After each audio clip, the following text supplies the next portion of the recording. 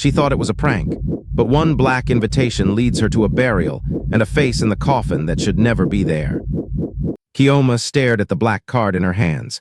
The gold letters spelled out words that made her blood freeze. You are invited to mourn the death of Chioma Oak. Her phone buzzed with a text from her sister. Don't go to that funeral today, something is wrong. But Chioma was already dressed in black, her wedding ring catching the morning light. She had to see who was playing this sick joke. Tomorrow was supposed to be her honeymoon with Emeka. Today, someone wanted her to attend her own burial. The address led her to a massive compound in Victoria Island. Cars lined the street. People in black clothes walked toward the gate with sad faces. Chioma's hands shook as she approached the entrance. A security guard looked at her and stepped back. His face went pale like he had seen a ghost. Madam, you cannot enter here, he whispered, but Chioma pushed past him. She needed answers. The compound was filled with hundreds of people. They all wore black. They all looked familiar. But when they saw her, their whispers stopped. Every eye in the crowd turned to stare at her. Some women covered their mouths in shock. Others pointed and stepped away. Chioma walked toward the center of the compound. A large white tent stood there. Inside, she could see flowers and a wooden box. Her heart pounded as she got closer.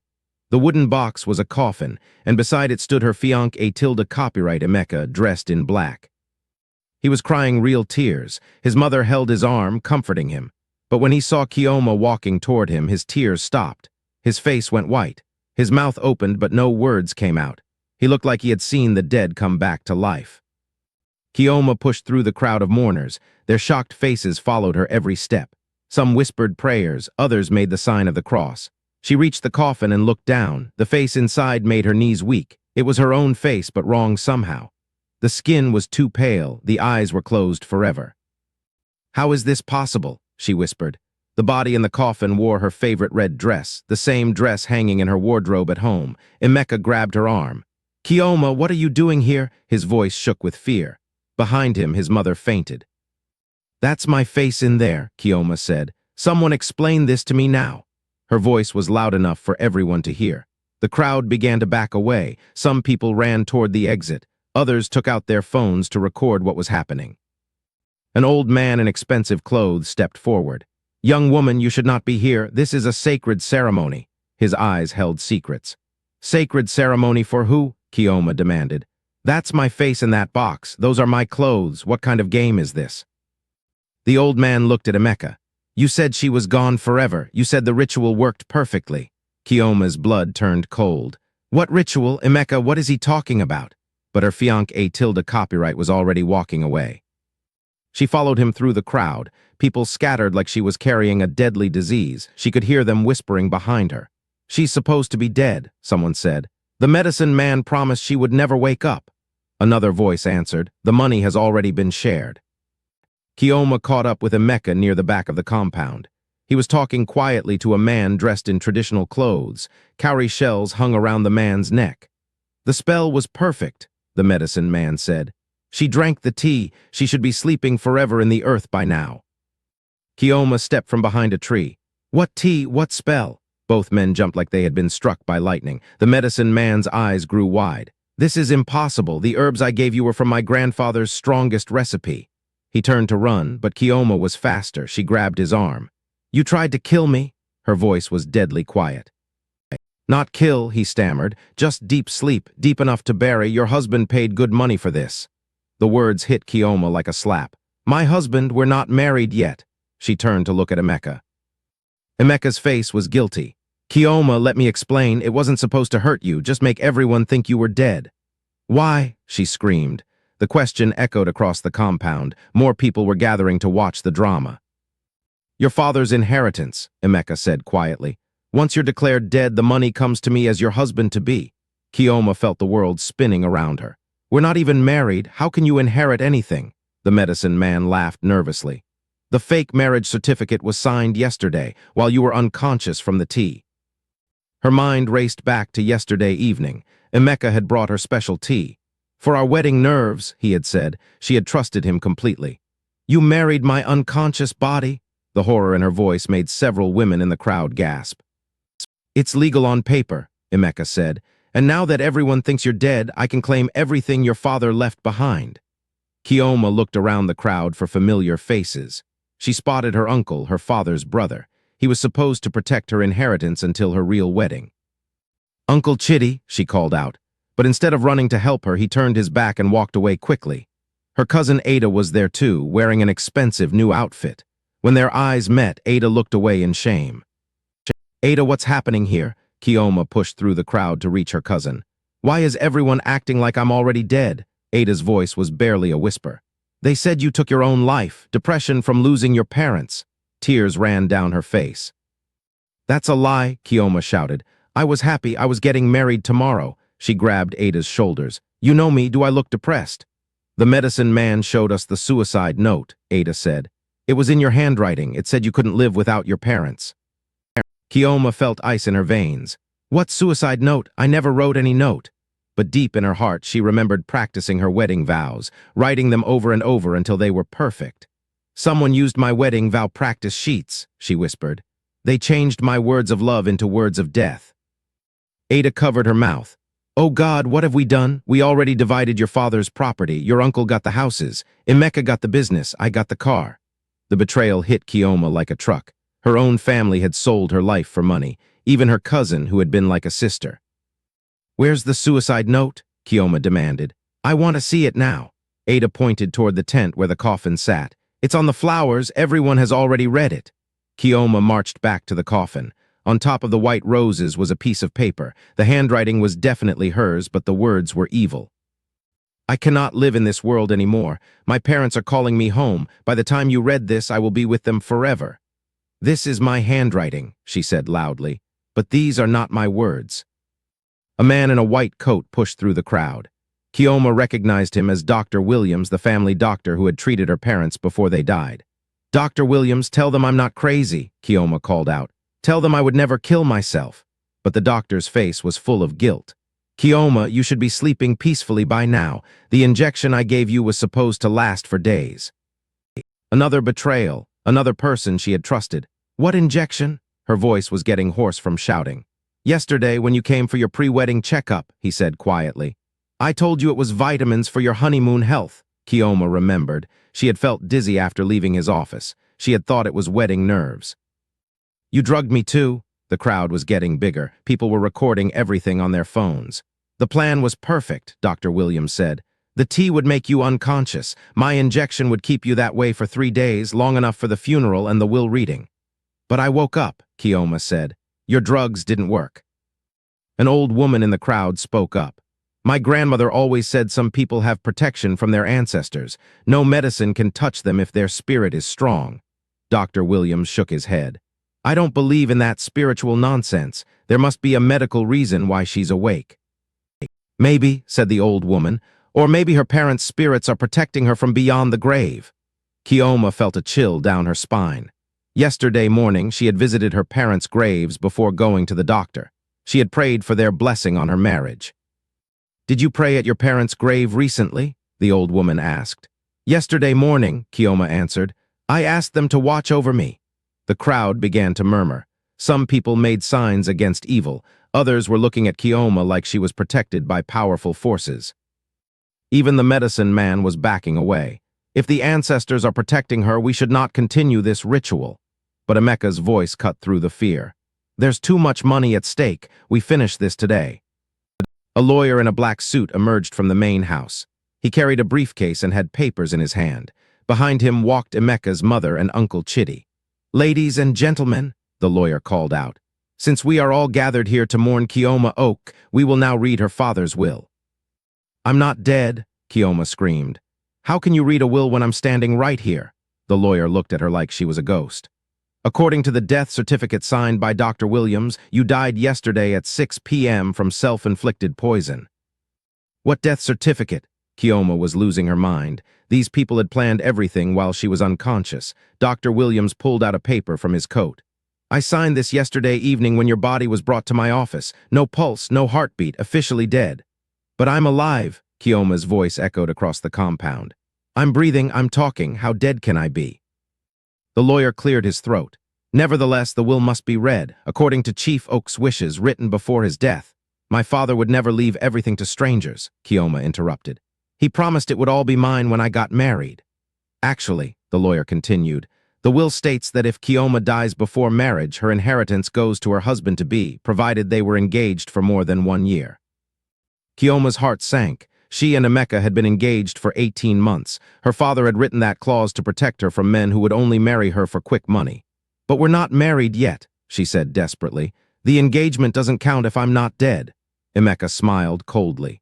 Show her the marriage certificate, lawyer. The lawyer pulled out another document. Marriage between Emeka Chukwu and Chioma Oak, performed yesterday evening at 7 p.m. by Father Dominic. That's impossible, Chioma said. I was unconscious. I never agreed to marry anyone yesterday. Your signature is on the certificate, the lawyer said. Witnessed by Dr. Williams and your uncle. Uncle Chitty finally spoke. Chioma, you signed it willingly. You said you wanted to be married before you died so your soul would rest in peace. The lies were getting bigger and bigger, but everyone in the crowd was nodding like they believed every word. Chioma stared at the marriage certificate. Her signature was there, but she had no memory of signing it. The handwriting looked perfect, but something felt wrong. Father Dominic, she called out. She spotted the priest near the back of the crowd. Tell them the truth. Did you really marry me yesterday? The priest walked forward slowly. His face was heavy with guilt. My child, you were very sick yesterday. You said you wanted to marry Emeka before God took you home. That's a lie, Chioma shouted. I was unconscious. I couldn't speak to anyone. You woke up for a few minutes, Father Dominic said. Long enough to say your vows and sign the papers, then you went back to sleep forever.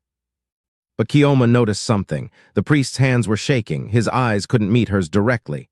How much did they pay you, Father? She asked quietly. The crowd gasped. No one expected her to accuse a priest of lying for money.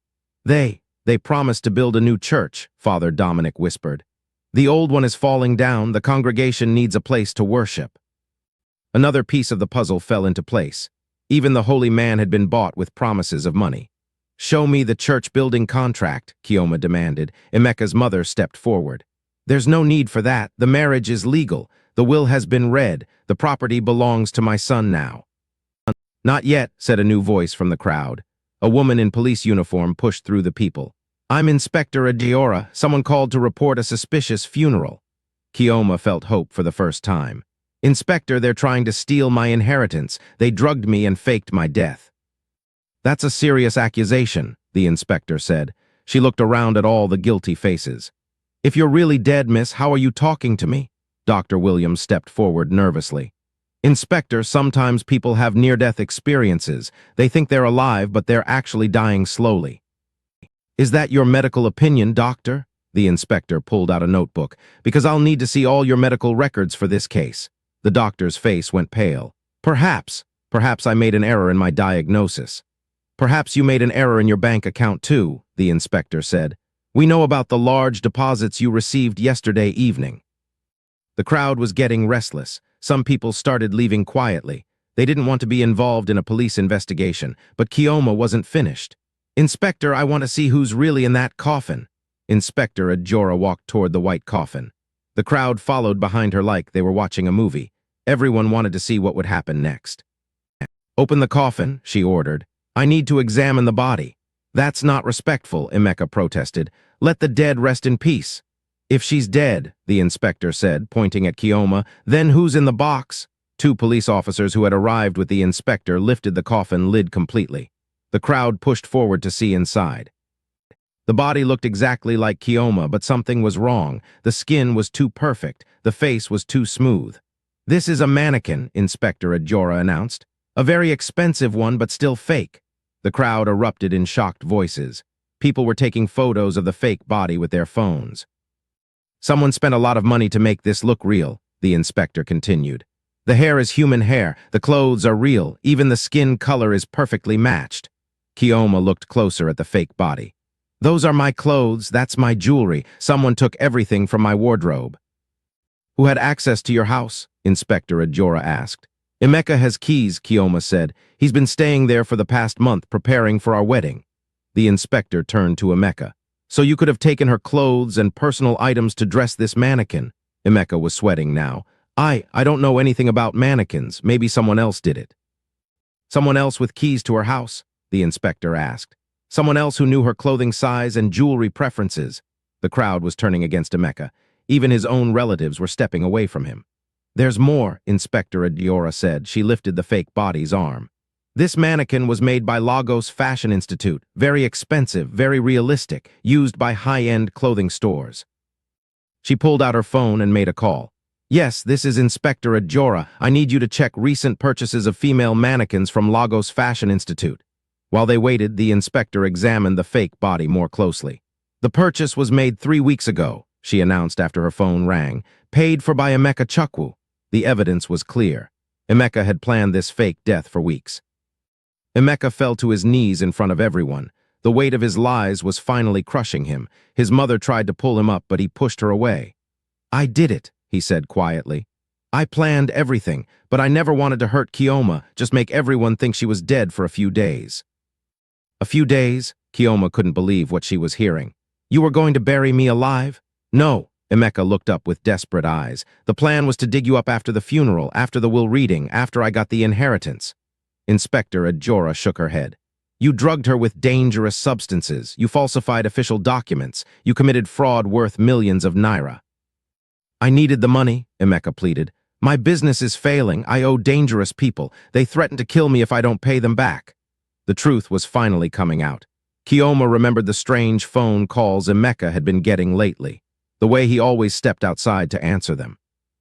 "Who do you owe money to?" she asked. "Loan sharks from Mushin," Emeka answered. "They gave me money to expand my transport business, but the buses kept breaking down. I lost everything." "So you decided to steal my inheritance to pay your debts?" Chioma's voice was cold as ice. "I was going to share it with you," Emeka said.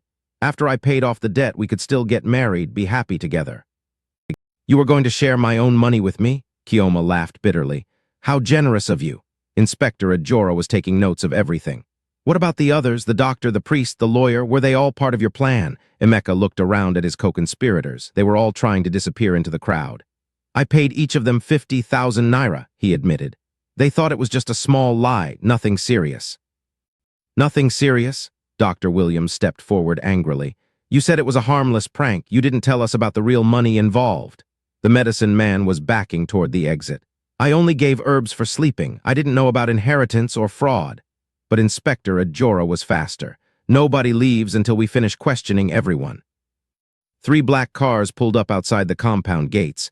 Men in dark clothes got out and walked toward the crowd. Everyone could feel the danger in the air.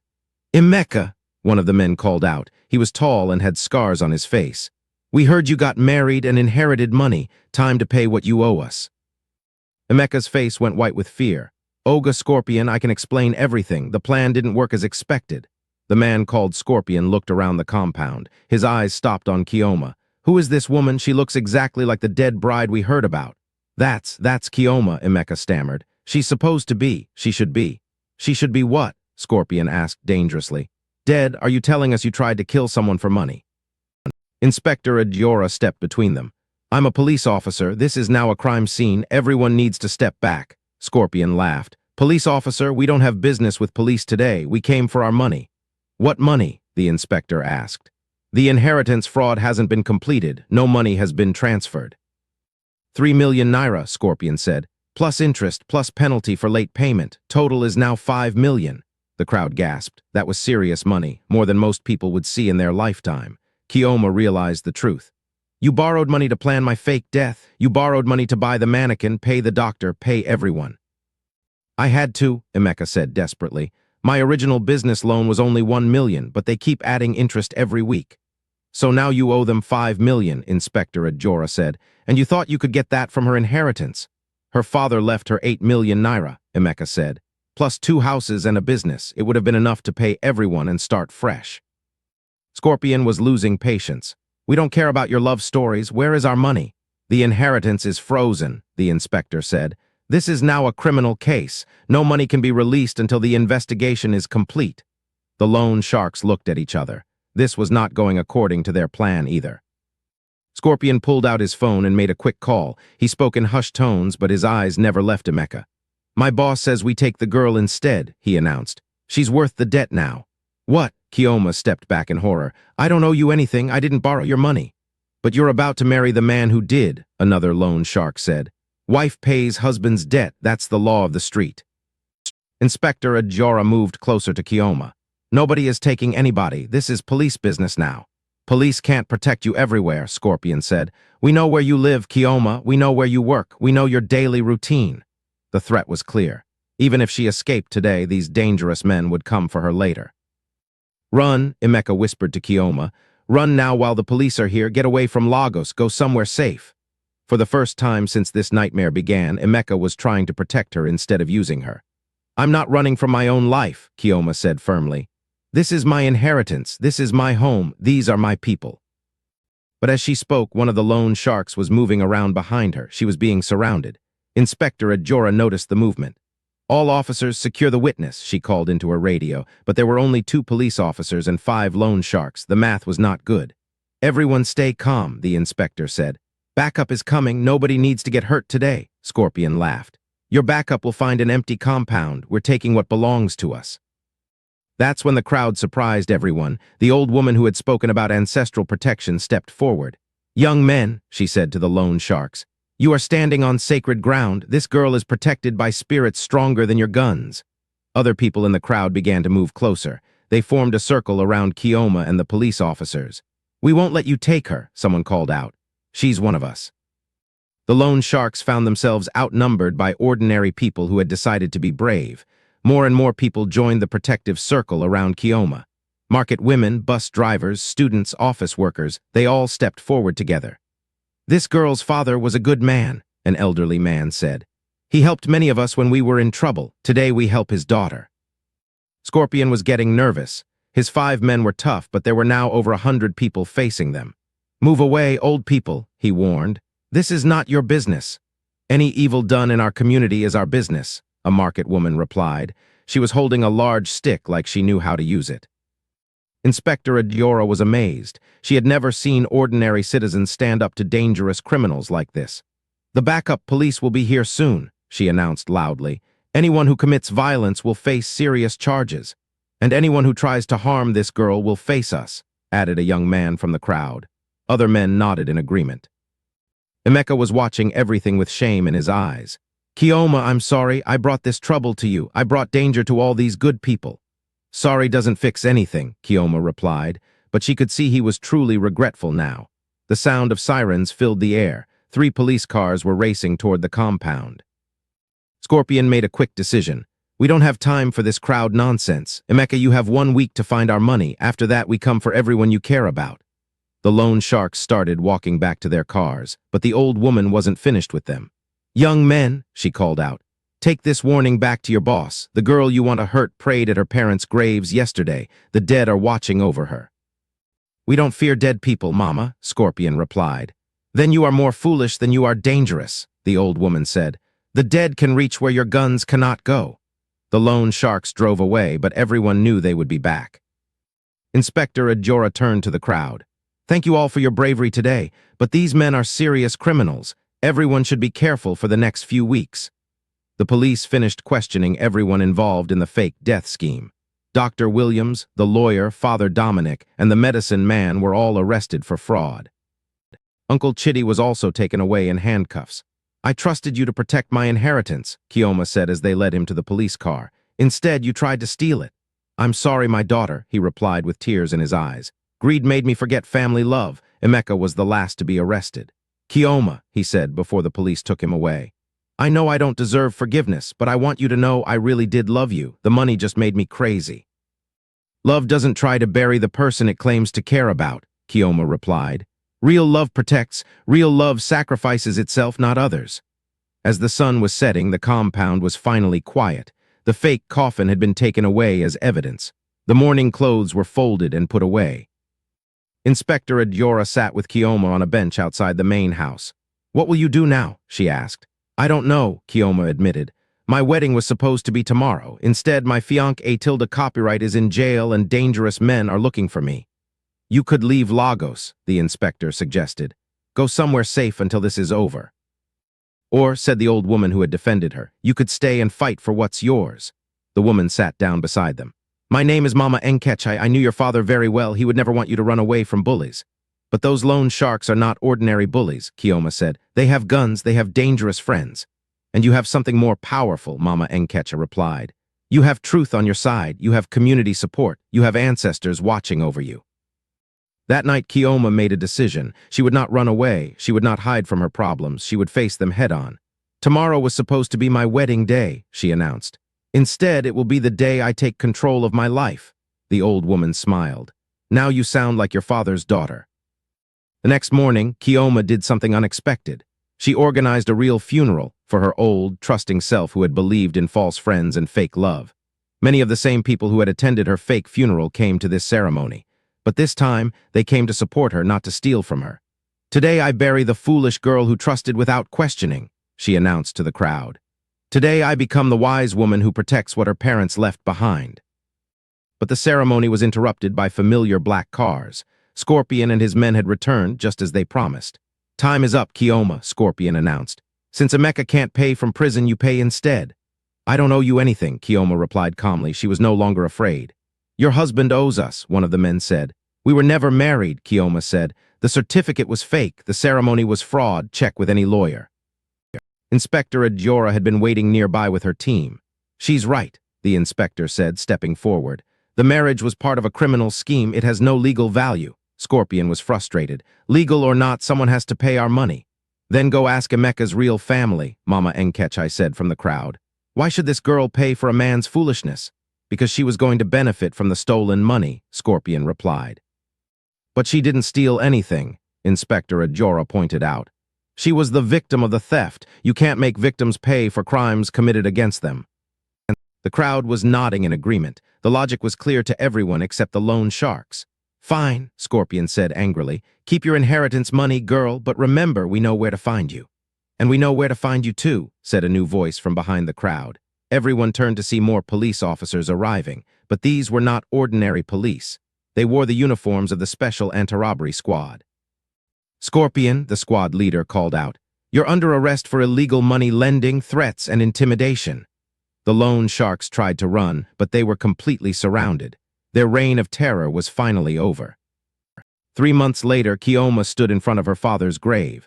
She was wearing a simple white dress and holding a bouquet of fresh flowers.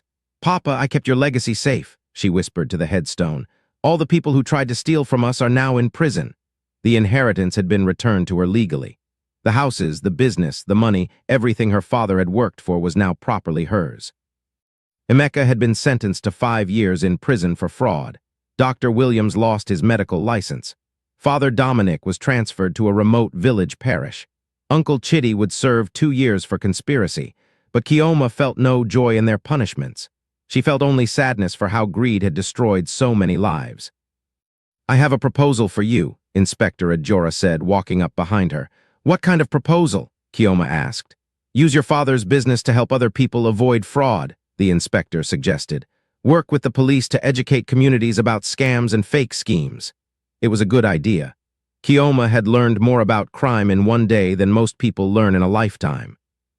And there's something else, the inspector added with a smile. My brother is a lawyer. He's honest, kind, and single. He helped with your case and keeps asking about you. Chioma laughed. I'm not ready for romance yet. I need to learn to trust again.